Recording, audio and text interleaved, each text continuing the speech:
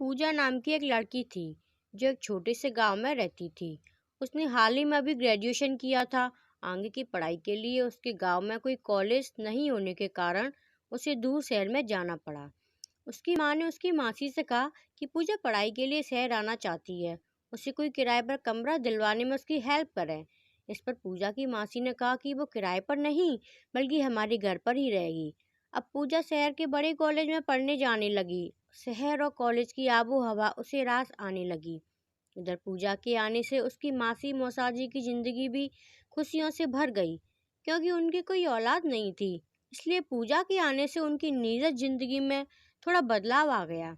पूजा की मासी एक वर्किंग लेडी थी, इसलिए उसे अपने काम से अक्सर बाहर जाना पड़ता था। पूजा के मौसाजी भी बहुत ही अच्छे इंसान थे। पूजा और उसके मौसाजी के बीच में अच्छी अंडरस्टैंडिंग डेवलप हो चुकी थी। एक दिन अचानक मौसी को नाइट ड्यूटी करने ऑफिस जाना पड़ा। उस रात पूजा अपने रूम में सोने की कोशिश कर रही थी, पर नींद नहीं आ रही थी। फिर रात को 12 बजे एक आदमी काले कपड़े में उसके कमरे में घुस आया और उसके दूध के गिलास में एक दवाई मिला दी, जिससे पूजा ने पी लिया। और फिर उसने पूजा के साथ जबरदस्ती करने लगा। दवाई की वजह से पूजा को भी आधा अधूरा होश होने की वजह से वह कुछ न कर सकी और सुबह उसे बड़ा अजीब सा महसूस हो रहा था। पर उसने मौसी से कुछ नहीं कहा।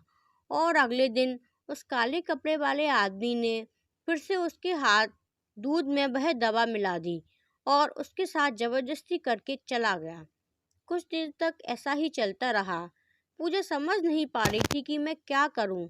फिर एक दिन दूध में मक्खी गिर जाने के कारण उसने दूध फेंक दिया। और उस रात उस आदमी ने पूजा के साथ जो कुछ भी किया, उसका पूजा चाहकर भी विरोध ना कर सकी, क्योंकि वो आदमी उसके मौसाजी ही थे। अगले दिन पूजा ने मौसी को सब बताया, पर मौसी ने कुछ रिएक्ट नहीं किया, क्योंकि ये सब मौसी की मर्जी से हो रहा था। पूजा के पैरों तले जमीन खिसक गई। उसको विश्वास नहीं हो रहा था कि उसकी मौसी उसके साथ ऐसा भी कर सकती है।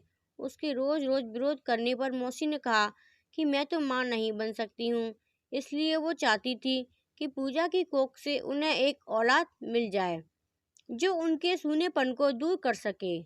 अब पूजा समझ चुकी थी कि हर चीज की कीमत चुकानी पड़ती है। उसकी मौसी ने उसे इस्तेमाल किया था बच्चा पैदा करने के लिए। पूजा को समझ नहीं आ रहा था कि वो क्या करे। फिर उसने मन ही मन परिस्थितियों से समझौता कर लिया।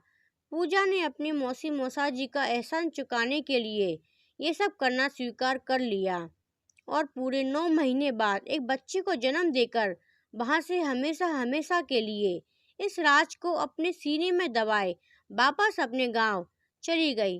थैंक यू दोस्तों। अगर आपको ये स्टोरी पसंद आई हो तो इसे लाइक शेयर और सब्सक्राइब जरूर करें। मिलते हैं अगली ही एक ऐसी कहानी के साथ। धन्यवाद।